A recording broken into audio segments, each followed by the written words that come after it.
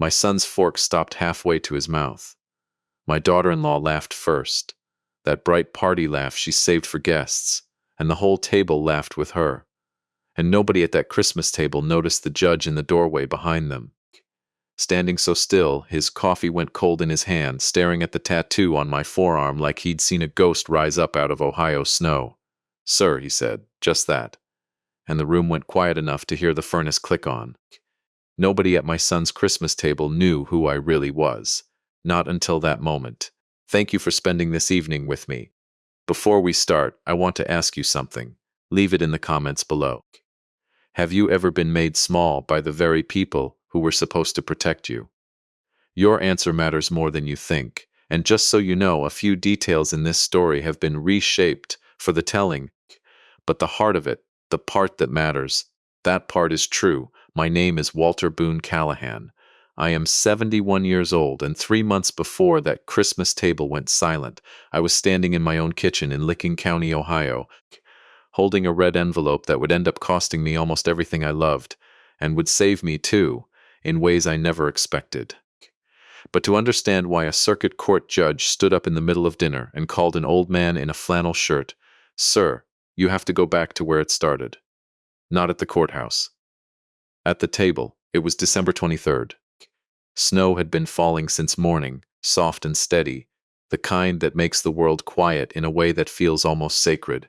I'd driven 40 minutes from my farm to my son Preston's house in the Columbus suburbs, wearing the only good sweater I owned, carrying a box of Eleanor's Christmas ornaments I'd promised to bring for the tree. Eleanor had been gone 3 years by then. Breast cancer, slow and merciless, the kind that takes a woman apart, a little at a time, and dares you to keep loving her through it. I did, every day of it, and when she went, she took the sound out of my house with her. Preston answered the door in a cashmere sweater, the color of oatmeal, the kind that costs more than most men's mortgage payments. He was 44 then, a defense attorney with an office in downtown Columbus and a smile he'd learned to use like a tool. "Dad," he said, and hugged me the way you hug a coworker at an office party, arms out, no weight behind it. Behind him, the house smelled like cinnamon and expensive candles, and I could hear voices, a dozen of them at least, laughter that had nothing to do with me yet. My daughter-in-law Vanessa met me in the front hall. 39, blonde, in a red dress that probably cost what I used to make in a month back when I was still working. She kissed the air near my cheek. "Walter, you made it. In this weather, we weren't sure you'd remember how to get here." She said it light, easy, like it was nothing, but I'd learned, over 10 years of her calling me Dad in that same bright voice, that Vanessa never said anything by accident. I set the ornament box down by the tree. Inside were the glass birds Eleanor's mother had given us the year we married, 48 years ago. Wrapped in the same tissue paper Eleanor had used every December of our life together. I hadn't opened that box since the funeral. I opened it that night because Preston had asked me to bring something of Mom's for the tree, and some foolish, hopeful part of me thought it might mean something. Dinner was at 7, 12 people at the table. Preston's law partners, their spouses, a woman named Carol Ann from Vanessa's book club, and me seated at the far end near the kitchen door, which I noticed but didn't mention. I sat quiet through the soup, the roast, the wine that kept getting poured for everyone but me because somebody, Vanessa, I think, had murmured something to the caterer about Dad's blood pressure. It was over dessert that Preston stood up to make a toast, glass in hand, the kind of easy charm that had won him every case he'd ever needed to win. He talked about family, about gratitude, about the wonderful year they'd had, and then, laughing, he said, "And of course, we've got to thank Dad for keeping the old homestead running. Somebody's got to feed the horses, right?" The table laughed. Not cruel, not exactly. The kind of laugh that comes from people who've decided, without ever saying it out loud, exactly what an old man in a flannel shirt is worth at their table. Carol Ann leaned toward Vanessa and said, not quietly enough, "Is that your father-in-law?" I thought he was like staff, and Vanessa didn't correct her. She just smiled into her wine glass and let the moment sit there, warm and ugly, while I looked down at Eleanor's glass birds hanging on a stranger's Christmas tree. "I want you to understand something about me before I go further, because it matters for everything that comes after. I spent 26 years in the United States Army, the last 11 of them in Army Criminal Investigation Command, and before that, 4 tours as a Special Forces Communications Sergeant in places I still don't talk about at dinner tables. I retired a full colonel. After that, I spent 9 years as a federal magistrate in the Southern District of Ohio, the kind of quiet, unglamorous judicial work most people never hear about, ruling on search warrants and detention hearings at 2 in the morning while the rest of the state slept. I built a horse farm with my wife on 60 acres her grandfather left her, and after I retired for good, I traded my robes for boots and spent my days doing exactly what Preston's toast made it sound like: feeding horses, mending fence, being nobody in particular. I never told my son's friends any of that. I never needed to. Eleanor used to say I collected my whole life like a man collecting rain in a bucket, kept it, never poured it out to prove anything to anybody. That night, sitting at the far end of the table while a room full of strangers decided I was staff, some old, cold part of me, the part that spent 4 tours learning to read a room before it turned dangerous, understood something was wrong in that house that had nothing to do with rudeness at a dinner party. Because I noticed something else that night, too. Something small.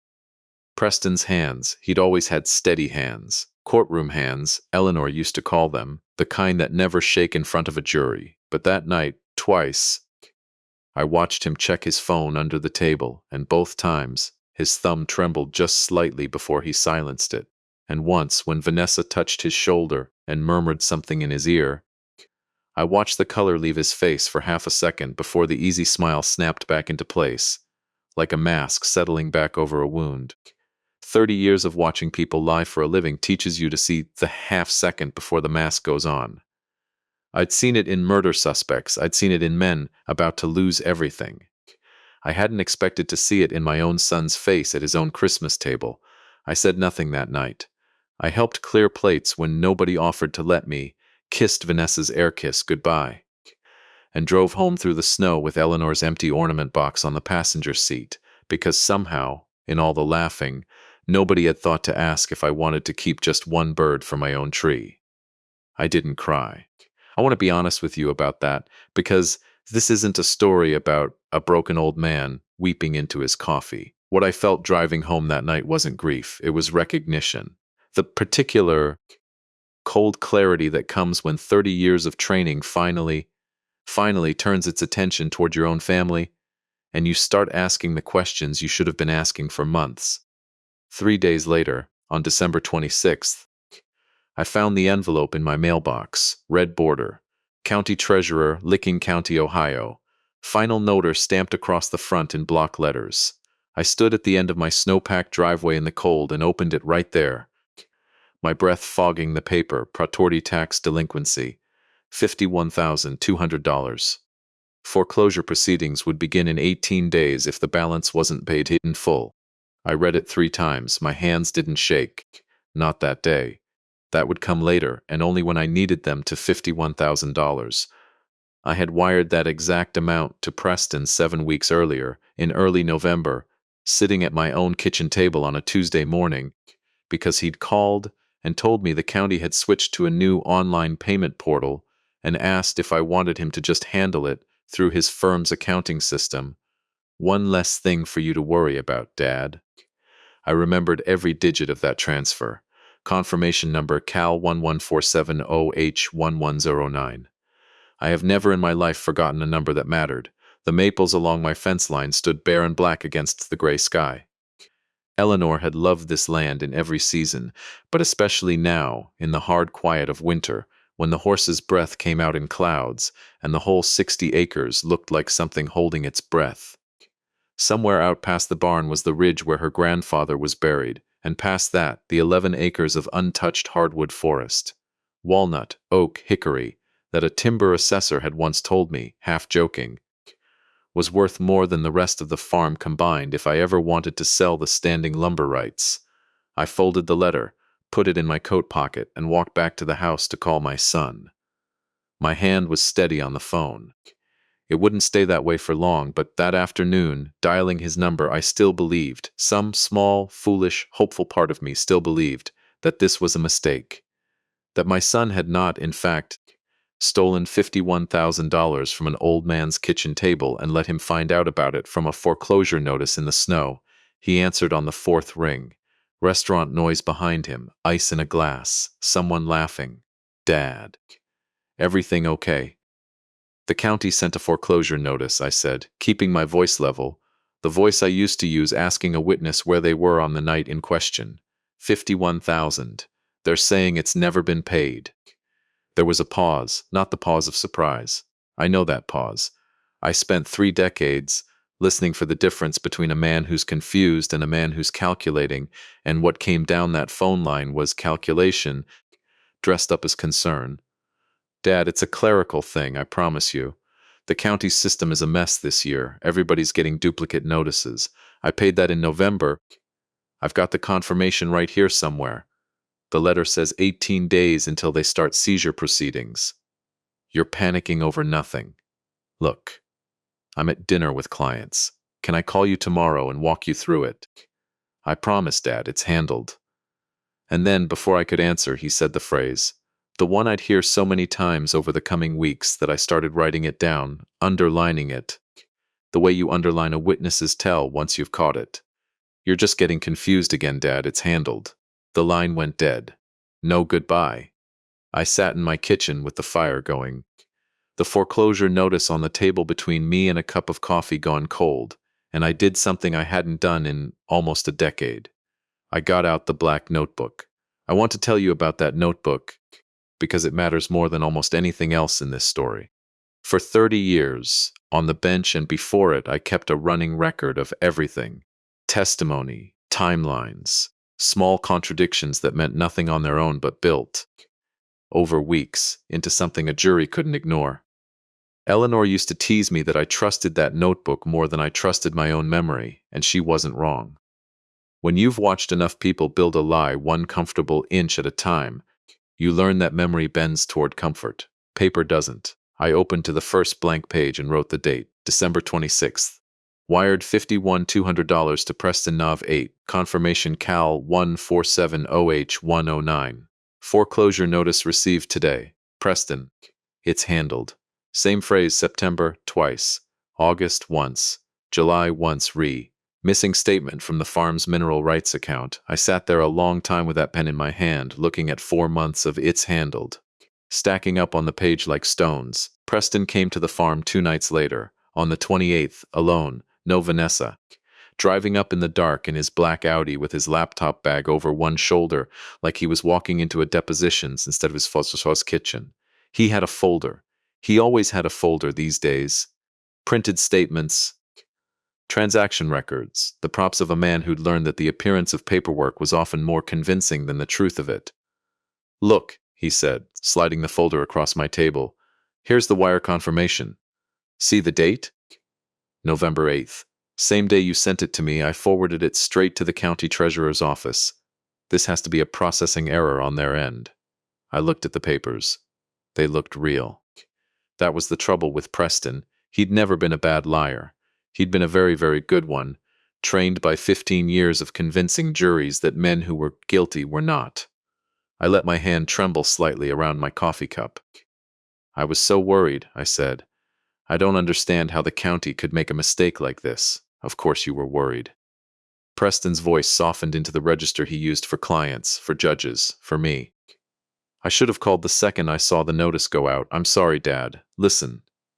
There's something else Vanessa and I have been wanting to talk to you about, actually, since we're here. I set my cup down and waited. I have learned that silence does more work than questions ever could. You remember Thanksgiving when you left the tractor running in the barn overnight, and then 2 weeks ago, when Mrs. Kessler called us because you were standing at the end of your driveway at 10 at night, and you didn't seem to know why. I did not remember either of those things, because neither of those things had happened. I have never once left machinery running overnight in 50 years of farming, and Doris Kessler, my neighbor of 30 years, had certainly never called my son about anything. because Doris Kessler and I speak every single week and she would have called me first, but I let confusions settle over my face like a fog rolling in off the fields. I don't I don't remember that, Preston. That's exactly what worries us, Dad. These lapses. They're getting more frequent, and we love you too much to pretend we haven't noticed. I want you to sit with that phrase for a second, the way I had to sit with it that night. We love you too much to pretend we haven't noticed. It is possible, I have come to believe, for a sentence to be constructed entirely out of loving words and still be a knife. Preston had learned, somewhere in 15 years of practicing law, exactly how to build a sentence like that, soft consonants wrapped around a blade. Maybe you're right, I murmured. I've been forgetting things. Something flickered across his face. Relief, quick and a little too eager, gone almost before I caught it. But 30 years on the bench teaches you to see the half-second flicker underneath the performance, and what I saw in my son's face that night in my own kitchen was not concern. It was progress. He left an hour later, hugging me at the door with slightly more weight behind it this time, like a man closing a sale. I stood at the window and watched his taillights disappear down my snow-covered driveway, and then I walked to my office. Eleanor always called it my war room, half joking, because of the filing cabinets and the old service photographs on the wall. And I sat down at my desk and I opened the bottom drawer. Inside was a small green metal case I hadn't opened in years. My old dog tags were in there, and a challenge coin from my last command, and underneath those, wrapped in a felt cloth, a small digital recorder I'd carried in my breast pocket. Through 4 tours and 11 years of criminal investigations, I'd told myself when I retired that I'd never need it again.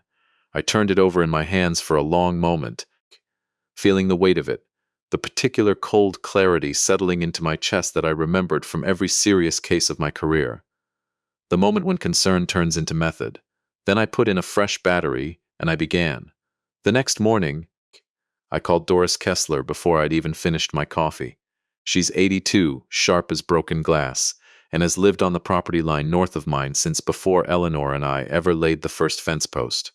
I asked her, careful and casual, whether she'd called Preston 2 weeks back about me standing in my driveway at night. Walter Callahan, I have never once called that son of yours in my life, she said, in the voice she uses for people who waste her time. Why in God's name would I do that? And you were not standing in any driveway. You were here at my kitchen table on that Tuesday playing cribbage and losing, same as always. I wrote it down. Doris confirms. Preston fabricated Kessler incident, Nov 12. I underlined it twice. That afternoon I drove out to the mineral rights account records I kept filed at the county recorder's office, the ones tracking the small quarterly royalty checks from a gas lease Eleanor's grandfather had signed decades before either of us were born. Never much, $400 or $500 a quarter, but mine, and always deposited into an account I checked myself every January. I hadn't checked it since March.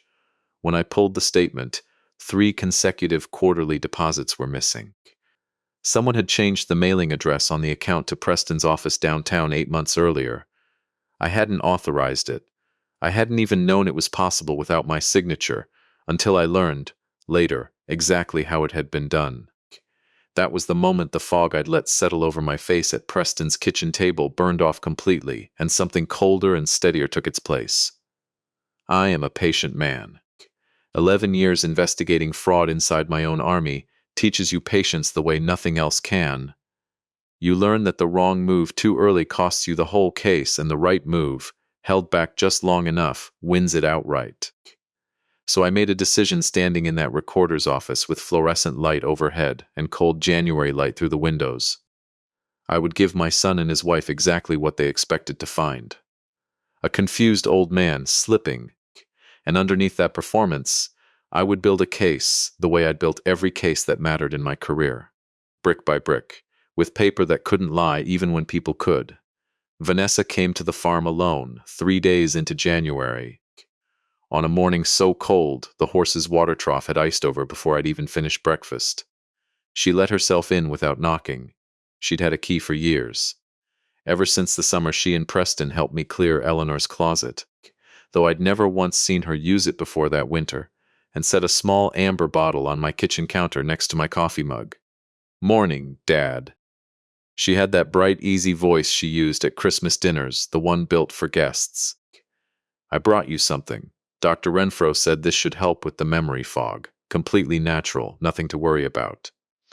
There was no pharmacy label on the bottle, no prescription number, no physician's name. Just a plain commercial label with a brand I didn't recognize, the kind of thing you'd find in the back aisle of a supplement store. I turned it over in my hand. "Who's Dr. Renfro?" "Preston set up the appointment last month, remember? At the clinic on High Street. You had some tests done." She said it with total, unhurried confidence, pouring herself coffee at my own stove like she owned it. "I drove you myself. You don't remember the waiting room?" There had been no appointment. There was no Dr. Renfro. I have kept my own calendar in my own hand every single day since the year I retired from the bench, and there was no missing Tuesday, no missing Thursday, no gap anywhere in January where a drive to a clinic on High Street could have happened without my knowledge. "That's right," I said slowly, letting doubt cloud my voice. Was that last week?" "2 weeks ago, Dad. One in the morning, one at night. It'll really help." I opened the bottle. Unmarked white capsules, generic, no batch number visible. I shook one into my palm, raised it to my lips with a hand I let tremble just enough, and swallowed it down with lukewarm coffee. I need you to understand why I did that, because it is the single most important decision I made in this entire story, and I made it with my eyes open. I did not know yet what was in that bottle. I suspected. 30 years of prosecuting people who hurt the vulnerable for money teaches you what a certain kind of quiet cruelty looks like, and Vanessa's bright smile over my own kitchen counter had exactly that shape. But suspicion isn't evidence. Claims get denied. Concerned daughters-in-law get the benefit of the doubt in every courtroom in this country, and rightly so, most of the time. What doesn't lie is blood. Whatever was in that capsule would still be measurable in my system days later, provable in a way no amount of charm could talk its way around.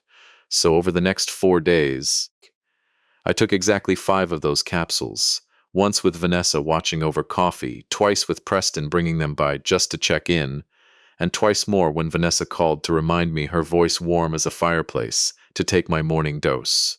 5 capsules. Enough for a full toxicology panel. Then, not one more. That night, after the 5th pill, I sat at my desk with my old service medical texts and did something I hadn't done since my CID days. I researched. Not on my regular computer, which I'd started to suspect Preston might have access to through some shared family account he'd set up for convenience 2 Christmases back, but on an old tablet I kept in a drawer, one that had never once connected to my home network. I cross-referenced the brand name on that bottle. Found almost nothing on the surface. Vague marketing copy about cognitive support for seniors. Dug deeper. Found the manufacturer had 2 FDA warning letters on record for undeclared pharmaceutical contamination in supposed herbal products. Found, in an old case file from my CID years, the same pattern. Controlled substances disguised as harmless capsules, sold through gray market supplement channels to exactly the population least likely to question a doctor's word.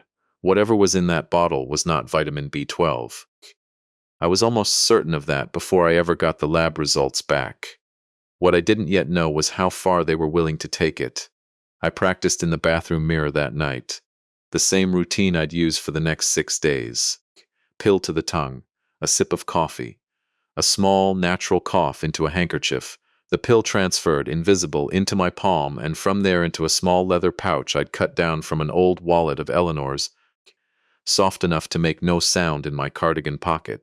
I did it 40-50 times in front of that mirror until I couldn't catch myself doing it, watching my own reflection the way I used to watch a witness on the stand, checking for the tell that would give the whole performance away.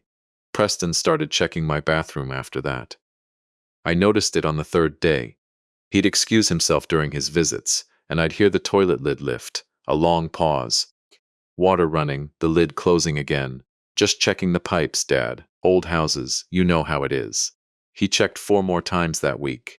He was checking whether I was flushing the capsules, which meant I understood with a kind of cold clarity that settled into my chest like frost on a window that they needed the effects to be real. documented, measurable, which meant whatever was coming next required me to actually be sick. That understanding changed everything, because it meant this had stopped being a con about money.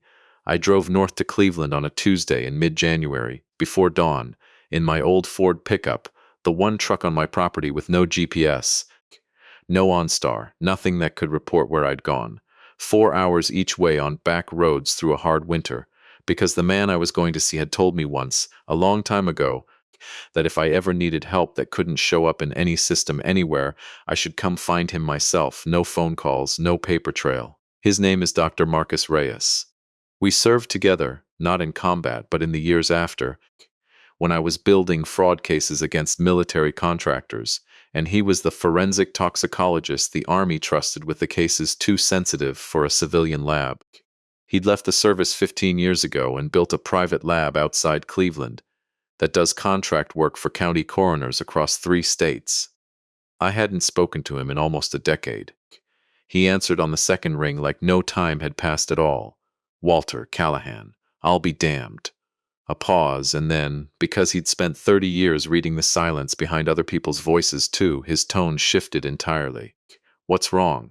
I gave him the facts the way I'd have given them to a grand jury, clean, unadorned, no editorializing. Suspected covert administration of an unknown substance by a family member. Need full toxicology, blood and pill analysis. Off any official record. Can't use a local lab where my son's firm might have contacts. Tuesday morning, he said. Bring everything. And Walter, bring more than one blood draw if you can manage it. If someone's escalating a dose over time, a single sample won't show the pattern. You want the pattern. I hadn't even thought of that. It turned out to be the single most important piece of advice anyone gave me in this entire ordeal. I drew my own blood twice more that week, an old skill from my CID training, never something I imagined I'd use on myself. Sealed the vials, wrapped them in foil, and made the 4-hour drive north with 3 samples and the half-empty pill bottle riding on the seat beside me, like evidence in a case against my own family, which I suppose is exactly what it was. Marcus met me at his lab side entrance before I'd even finished parking. No pleasantries, straight to business, exactly the way I remembered him from 20 years back. He ran the samples himself, personally, no assistance, no chain that could leak. 24 hours later, my burner phone rang. Walter, sit down for this. I was already sitting. I'd been sitting at my kitchen table since dawn, waiting. These aren't vitamins, Marcus said. It's clonazepam, cut with a low-grade sedative compound I'm still running down, at roughly triple the safe therapeutic threshold for a man your age. For a healthy 71-year-old, this is a deliberate program to manufacture the appearance of dementia, confusion, tremor, memory gaps, drowsiness, every symptom of decline you'd want a judge to see. And Walter, the dosage isn't consistent across your 3 samples. Sample 1 is baseline. Sample 2, drawn 4 days later, is nearly 40% higher. Someone is escalating this. Methodically. I sat with the phone against my ear and wrote the word down in my black notebook in careful block letters. Clonazepam. Then, underneath it, escalation confirmed, not error. Intentional. Legally, Marcus said, his voice going flat and careful, the way it used to before he testified. This isn't a misunderstanding anymore, Walter. This is felony assault with a controlled substance, and if this pattern continues at this rate, we are talking about a genuine risk of cardiac complication or irreversible cognitive injury inside of maybe 3-4 weeks. I need you to consider bringing in law enforcement immediately. I will, I told him, when I have the whole picture. Right now I have proof someone poisoned me. I need proof of why. There was a long pause on the line. The pause of an old friend who understood exactly what kind of man he was talking to and knew arguing wouldn't move me an inch. How long can you keep performing for them without actually taking any more of it? As long as I need to, I said. Let them think it's working. Confident people get careless. I hung up the phone and sat in my kitchen a long time, looking out at the snow settling over the barn roof, at the horses moving slow and patient through their paddock, unaware that anything in the world had changed. Then I picked up my regular phone, the one I knew by then that Preston or someone working for him could likely access, and I called an old colleague from my bench years, a man named Harlan Voss. Harlan and I had crossed paths 100 times across the aisle back when he was still a civil litigator and I was on the federal bench. And though we'd been adversaries in the courtroom more than once, we'd developed the particular respect that grows between two men who never once caught the other cutting a corner. He'd built a forensic accounting and elder fraud practice in the years since, the kind that took cases nobody else wanted because the families involved were too embarrassed or too frightened to go to the police. Judge Callahan, he said when he picked up, still using the title out of old habit. It's been a long time. I need everything you've got, Harlan. Off the books, time-sensitive, and I think it involves my son. The old courtroom warmth drained out of his voice instantly, replaced by something colder and more useful. Tell me. I gave him the same clean, methodical accounting I'd given Marcus. The missing $51,000, the fabricated county notice, the changed mailing address on the mineral rights account, the clonazepam, the escalating dose. Harlan listened without interrupting, the old trial habit, and when I finished, he was quiet for almost 10 full seconds. Walter, this has the shape of a conservatorship setup. I've seen this exact pattern 4 times in the last 6 years. Family member drains an account, manufactures a paper trail of decline, then files an emergency petition before the victim even understands what's happening. Once a judge signs that order, you lose control of your bank accounts, your medical decisions, your property, same day. How much is the farm worth? I told him about the 11 acres of untouched hardwood, the timber assessor's old estimate. Harlan went very quiet. That's your answer, he said finally. That's the why. 2 days later, he called back with numbers that made the whole shape of it click into place like a lock turning. Preston's law firm had been hemorrhaging money for 3 years, propped up entirely on a revolving credit line that had finally been called in that fall. Worse, far worse, Harlan's forensic team had traced 2 large wire transfers out of Preston's firm account over the past 18 months to a private lending entity registered in Delaware with no public officers, no verifiable address, and an interest structure that, in Harlan's words, isn't legal anywhere in the 50 states. Preston owed this entity just under $2 million, the kind of debt that doesn't get collected through small claims court. He needs cash. Fast and clean, Harlan said, and your timber rights, sold outright, would clear a meaningful chunk of that debt overnight.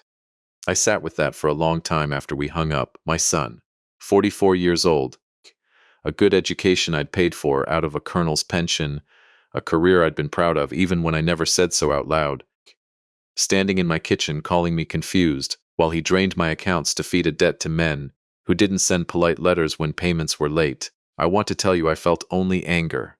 I didn't. Underneath the anger, and it took me longer than I'm proud of to admit this even to myself, sitting alone in Sack Kitchen, with Eleanor's chair still pushed in across from mine, I felt something that had no business being there at all. I felt sorry for him. That didn't stop what came next. But I want you to know it was there, because I think it matters. I think it's the only reason what I did in the weeks that followed was justice, and not simply revenge. 3 nights later, I woke at 2 in the morning to a sound in the house that didn't belong there. The particular, familiar creak of the 3rd stair, the one Eleanor used to skip on purpose every night for 40 years. Because she said it sang off key.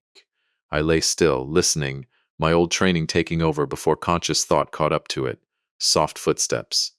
Moving toward my study, I gave it a full 10 minutes before I rose, silent, and made my way down the hall in the dark. My study door stood open a crack, a thin blade of light from a phone flashlight sweeping across the surface of my old walnut desk. The desk Eleanor's grandfather had built, the one where I kept the small fireproof safe with our property deeds, the timber assessment, my discharge papers, and, tucked behind a false panel I'd installed years ago out of old habit from a career built on distrust, the real story of everything I owned.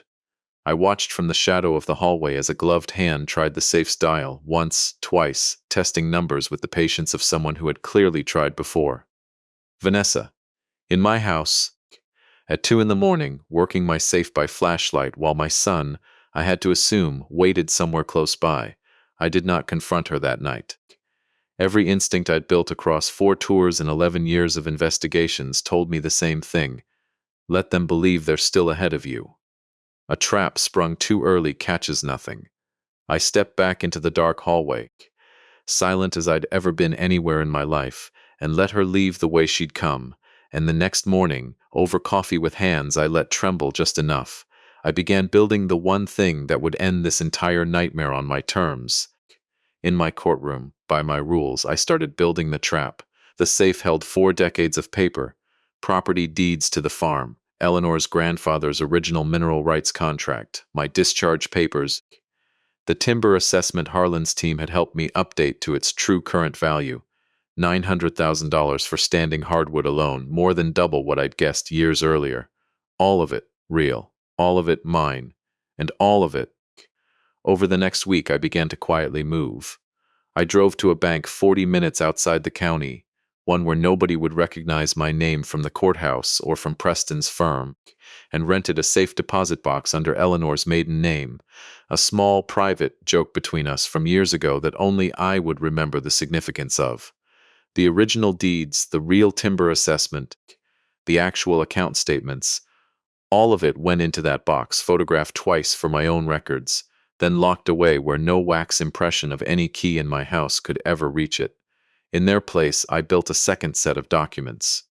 3 days of careful work at my desk, using an old laser printer and a scanner Harlan had loaned me specifically because it left no digital trace back to my home network. Forged-looking signatures, subtly off in ways a trained document examiner would catch instantly, but a rushed buyer never would. A grossly inflated timber valuation, $22 million, absurd on its face to anyone who understood hardwood markets. But exactly the kind of number a man drowning in debt, desperate and not thinking clearly, might convince himself was real. Bank account numbers that led nowhere, to closed accounts and defunct routing codes. Between the pages, sewn into the binding itself where a casual search would never find them, I placed 3 tracking transmitters no larger than a grain of rice. The same technology I'd once used, in a different life, to trace stolen classified equipment through 3 states in less than 48 hours. I still had a small stockpile from a decommissioned case file nobody had ever asked me to return. I sealed the false documents into the safe, spun the dial, and waited. I didn't have to wait long. 8 days later, Marcus called with the second round of lab results, and the picture sharpened into something I could no longer ignore. The dosage in my system had climbed again in the samples. I'd continued drawing every few days. Not because I was still taking the capsules, but because Vanessa, growing impatient with my performed decline, had switched delivery methods. I found the new method myself on a Sunday evening, watching her through the reflection in my kitchen's glass cabinet doors as she poured chamomile tea and, with a small dropper from her purse, added something clear and colorless while her back was half turned. I let the tea sit against my cheek and spit it silently into a folded napkin the moment she turned to fetch cookies from the pantry. The same performance I'd practiced in the mirror 100 times by then. "Where do you keep the property deeds these days, Dad?" she asked, settling back across from me, her voice warm as firelight.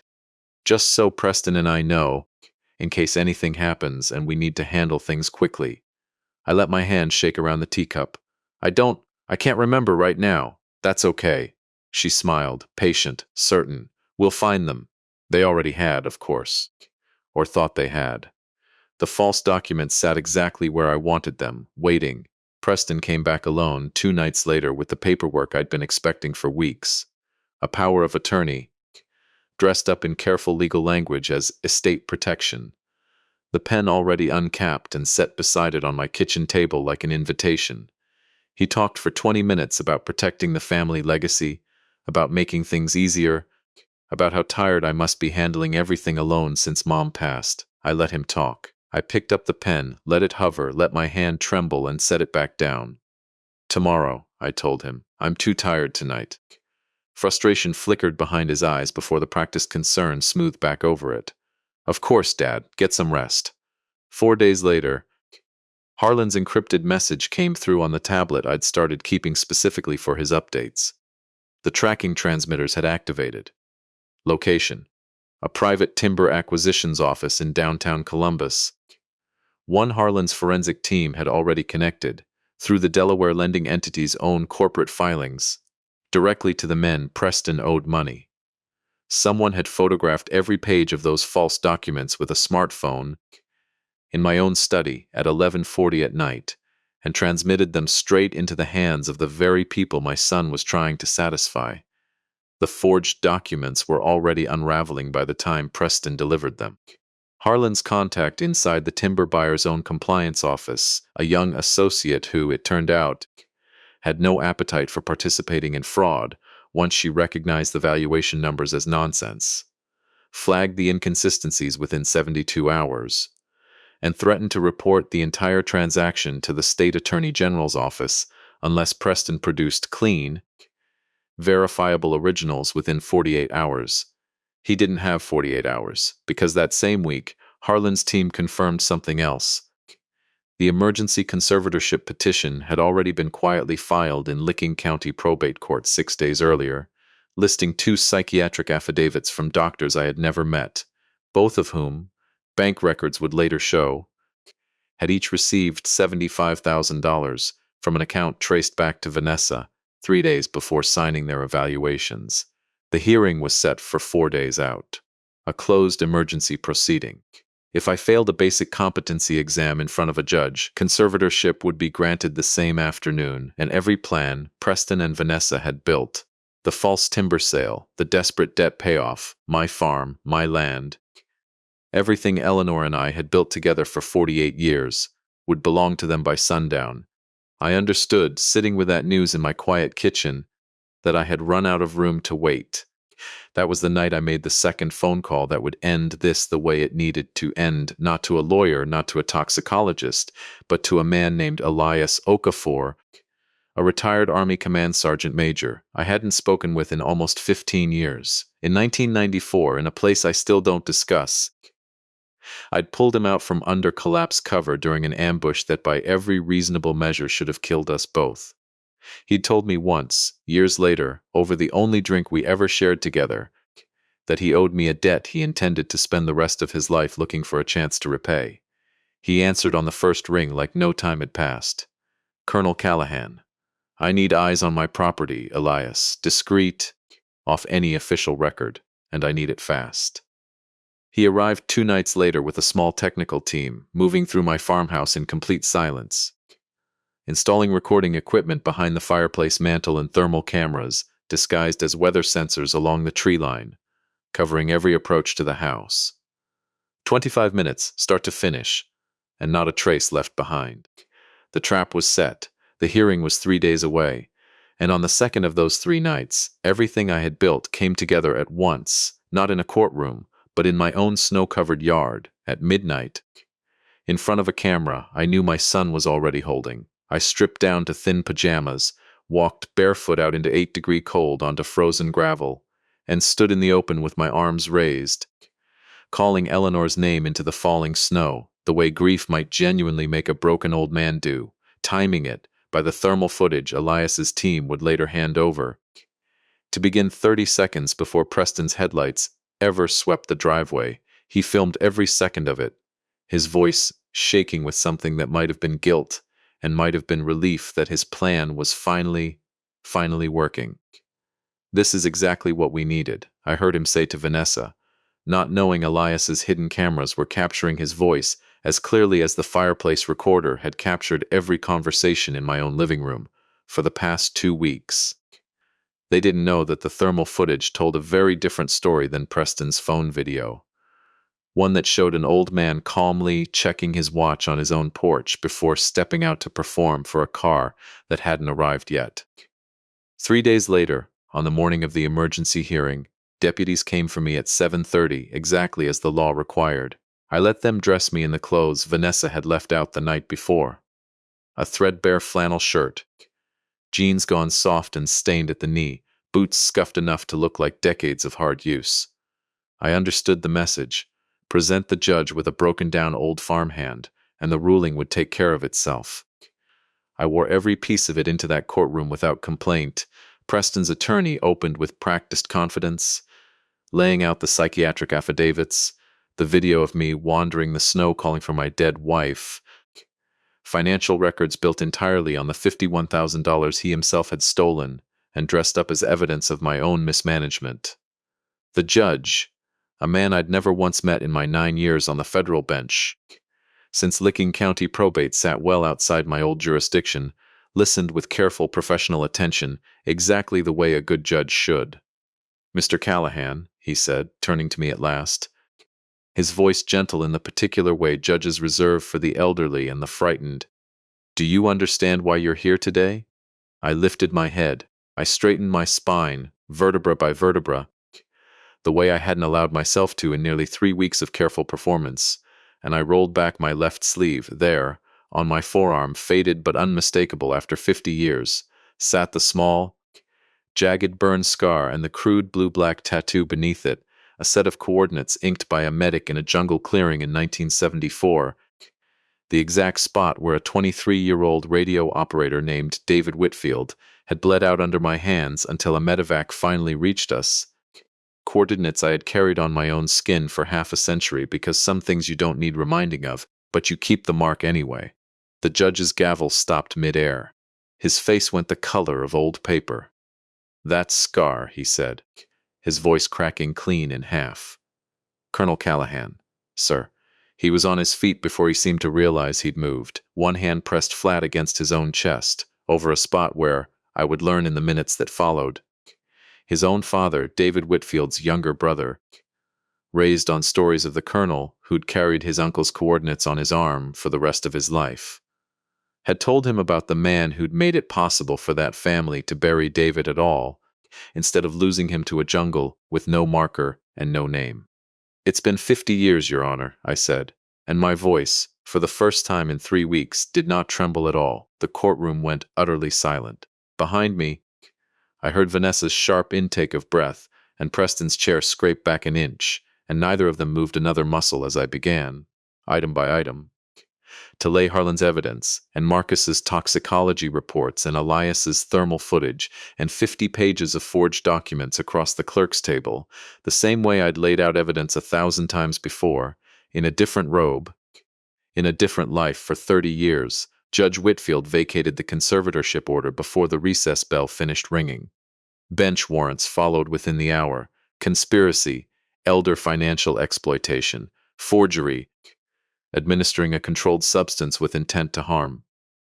Deputies took Preston into custody at the defendant's table itself, his court-appointed suit rumpled and his hands shaking, finally with something real. Vanessa didn't resist when they cuffed her. She only looked at me once and said nothing at all, because there was by then nothing left to say. Preston pleaded guilty 7 weeks later to wire fraud and elder exploitation, 9 years federal, full restitution, permanent disbarment. Vanessa received 6 years state time for the controlled substance charges, enhanced once Marcus's escalating dosage timeline was entered into evidence. I did not attend either sentencing with any satisfaction. I attended them the way I'd attended every sentencing of my career, with the quiet, unglamorous weight of a job that had needed doing, and no joy in the doing of it. I sold nothing. The farm stayed exactly as Eleanor and I had built it, but that spring, with Harlan's help, I established the Eleanor Callahan Veterans Equine Trust, placing the 60 acres and the standing timber into a permanent trust that funds equine therapy programs for wounded and struggling veterans across the state, administered in part by Command Sergeant Major Elias Okafor, who agreed when I asked him that it was about time he had somewhere quiet to come home to. And that Christmas, 1 full year after the dinner, where a room full of strangers decided an old man in a flannel shirt was staff, Preston's old house sat dark and empty, sold off to cover what restitution his sentence still required. I hosted Christmas dinner myself that year, out at the farm, table set for 12. Doris Kessler, Marcus and his wife, Harlan, Elias, a half-dozen veterans from the new program who had nowhere else to go that night, and one empty chair at the head of the table, set the way Eleanor always insisted on setting it, for whoever might still need to come home. Nobody at that table laughed at me that night. Nobody needed to be told who I was.